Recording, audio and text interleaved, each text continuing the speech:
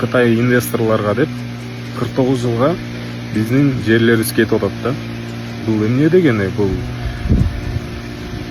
биз анда жерибиздин баарын эле дүйнө жүзүнөн инвесторлор чакыртып таратып берип салып эле ошо менен эле өнүгүп атабыз деп олтура берелиби?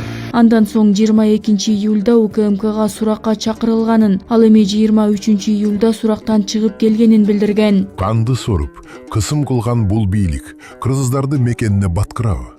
Айылдарга кабат үйдү курамын дейт, элдин малын балконуна бактырабы? Физрук, уктап туруп дөөрүп сүйлөп, эл курсагын тойгузуп койгондойсуң. Эс акылын жайындабы, түшүнбөйбүз.